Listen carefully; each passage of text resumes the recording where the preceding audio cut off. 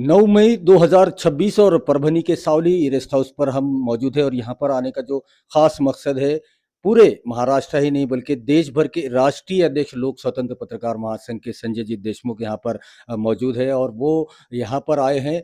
ज्येष्ठ पत्रकार मुंदड़ा साहब जिनका एक्सीडेंट हुआ था और जिसने एक्सीडेंट किया था वो फरार हो गया, अभी तक उसका कोई पता नहीं चला। लेकिन पत्रकारों के लिए जो हमेशा एक आवाज़ उठती है देश भर में, महाराष्ट्र में, तो वो स्वतंत्र पत्रकार महासंघ के राष्ट्रीय अध्यक्ष संजय जी देशमुख साहब जो कि आज यहाँ पर है, उनसे बात करते हैं। और 3 मई 2026 को उनका जन्मदिन भी लोक स्वतंत्र पत्रकार महासंघ परभनी ने यहाँ पर बड़े ही जोशो खरोश के साथ मनाया था। उन्हें जन्मदिन की मुबारकबाद भी देते हैं और वो जो ज्येष्ठ पत्रकार मुंदड़ा साहब का जो अपघाती निधन हुआ है, जो एक्सीडेंटली उनकी मौत हुई है, उनके घर वालों को पुरसा देने के लिए, सांत्वना देने के लिए वो यहाँ पर आए हैं, उनसे बात करते हैं। और कल जो परभनी के मशहूर मारूफ पत्रकार महमूद खान साहब का जो अवार्ड सेरेमनी है गुणवंत विद्यार्थियों की, उसके भी चीफ गेस्ट के तौर पर देशमुख साहब यहाँ पर मौजूद हैं, उनसे बात करते हैं। सर, आज एसपी साहब से आपने बात की, ज्येष्ठ पत्रकार मुंदड़ा साहब का जो निधन हुआ है उसको लेकर क्या कहा एसपी साहब ने, और आज जो परभनी का जो संगठन है हमारा यहाँ लोक स्वतंत्र पत्रकार महासंघ का, उनके लिए क्या? एक बड़ी दुख की बात है कि एक पत्रकार का मोटरसाइकिल से एक्सीडेंट होता है और वो अननोन है और उसका अभी तक तपास होता नहीं और उस पे गुना दाखिल होता नहीं। मैंने कुमार साहब से आज बात किया जब शोक संवेदना प्रकट करने गए थे मुंदड़ा जी के यहाँ, कि जो हमारे पत्रकार है विजय कुमार जी मुंदड़ा, शायद 62-63 की उनकी उम्र थी। तो हाँ, ज्येष्ठ पत्रकार है और उनका ऐसी तरह से उनकी मौत होना और उसका अभी तक तपास नहीं, ये बात अभी तक मिला नहीं। उसका तपास जल्दी होना चाहिए, नहीं तो ऐसा कोई भी किसी को धड़क मारेगा और चला जाएगा। यानी लोगों की जानें इतनी सस्ती नहीं हुई और जो गाड़ी चलाने वाला है वो उसको उसकी खुद की जान भी सस्ती लगती है और बाकी लोगों को भी सस्ती लगती। तो उनको जरा वचक बैठना चाहिए और उस पे आरोपी मिलना चाहिए, उस पे कार्रवाई होनी चाहिए। ऐसा मैंने एसपी साहब से आज बात किया। एसपी साहब बोले अभी मैं पुलिस इंस्पेक्टर को इन्फॉर्म करता हूँ और उस पे कार्रवाई हो जाएगी। यहाँ लोक स्वतंत्र पत्रकार महासंघ का संस्थापक राष्ट्रीय अध्यक्ष के नाते मुंदड़ा जी के घर पे विजिट भी करना था और दूसरा एक हमारे जो सोशल वर्कर है यहाँ के महमूद भाई, उनके बहुत सारे सोशल एक्टिविटी चल रही है, पत्रकार भी है, उनके जन सहयोग जो एनजीओ है वहाँ पर पुरस्कार वितरण का कल कार्यक्रम है। हाँ, गुणवंत विद्यार्थी कलाकार महाराष्ट्र आइकॉन का पुरस्कार वितरण है। वो बड़े बड़े प्यार से 2 साल से हमें बुलाते हैं, तो वो कार्यक्रम में मैं उद्घाटन करके यहाँ आया हूँ। तो जब मुंदड़ा जी के यहाँ भी शोक संवेदना प्रकट करने हम लोग गए थे। हाँ, लोक स्वतंत्र पत्रकार महासंघ एक महाराष्ट्र के जानी मानी पत्रकार संगठन, अग्रसर संगठन है और सक्सेसफुल संगठन है।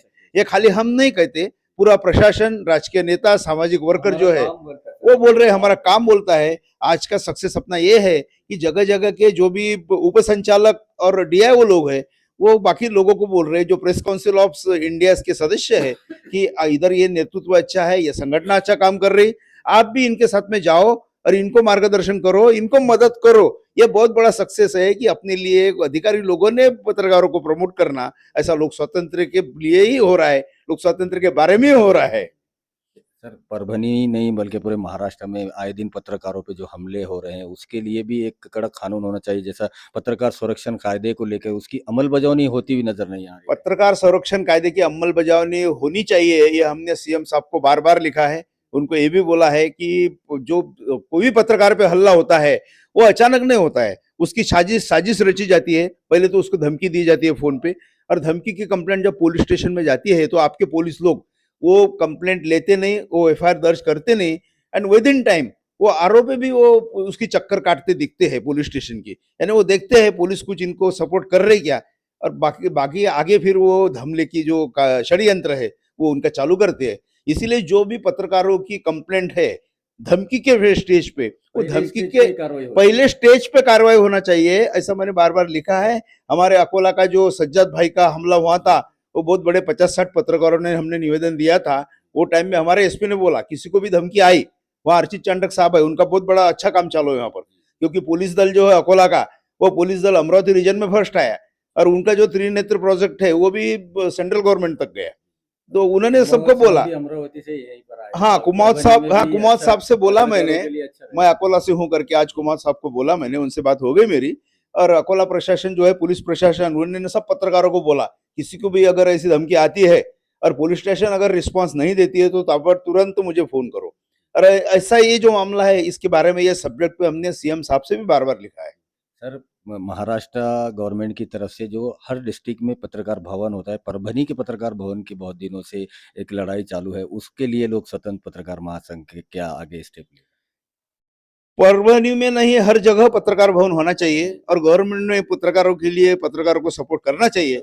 लेकिन परिस्थिति ऐसी है कि विधानसभा इलेक्शन के पहले ही गवर्नमेंट ने घोषणा की थी कि पत्रकार कल्याण मंडल और वृत्तपत्र विक्रेता मंडल, लेकिन दोनों घोषणा हुई, उसकी भी अभी अंमलबजावनी होना चाहिए। ऐसा गवर्नमेंट से अपनी बात हो गई और आगे उसके बाद ये जो पेंडिंग है बातें, दूसरा पत्रकार महासंघ ये दिला के रहेगा। दिला के रहेगा। और लोक स्वतंत्र पत्रकार महासंघ हर बात का फॉलोअप रखता है, बार बार ये करता है। अभी देखो, सब अखबारों के लिए कुंभ मेले की जाहिरात मिलना चाहिए, क्योंकि गवर्नमेंट कोटि से पैसा खर्चा करते हैं कुंभ मेले पे, लेकिन छोटे पे जो है वीकली न्यूज़पेपर बोलो, छोटे वृत्त ये बोलो, न्यूज़पेपर बोलो, उनको जाहिरातें नहीं मिलती है। तो उस पर तुरंत अपने लेटर का रिस्पॉन्स उसको मिला।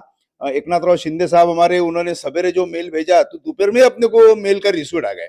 दूसरे दिन सीएम साहब का भी आ गए, उस पर कार्रवाई चालू हो रही। और दूसरा जो है कि हमने एक गवर्नमेंट को लिखा कि आप अधिस्वीकृति धारक पत्रकार को अपने एसटी में कंसेशन देते हो, अगर आपको पत्रकार का सम्मान करना है तो अच्छी तरह से करो, नहीं तो फिर क्या, तुम शिवशाही में बैठेंगे, शिवशाही स्लीपर में नहीं बैठ सकते, शिवाई में नहीं बैठ सकते, ऐसी बातें मत करो।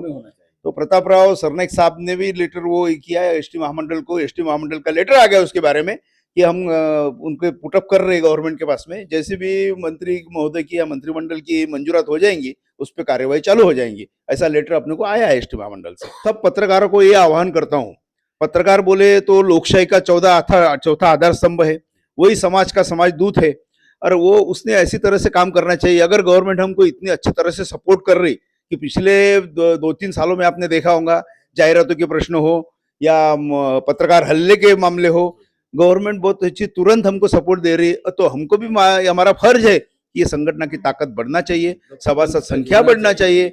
और हर पत्रकार ने, आज हम परभनी में आए, आज हम परभनी से कल वापस जाएंगे, आप भी परभनी में बैठेंगे, लेकिन हर दिन 2-4 नए पत्रकारों से कांटेक्ट करके सभासद संख्या बढ़ा के ज्यादा से ज्यादा इसको स्ट्रांग, पावरफुल बनाना चाहिए। जितना भी पत्रकार महासंघ अपना पावरफुल बनेगा, उतने ही गवर्नमेंट के पास अपनी पत्रकार कल्याण या समाज कल्याण की जो बातें हैं वो जल्दी जल्दी निकलने को शुरुआत हो जाएगी।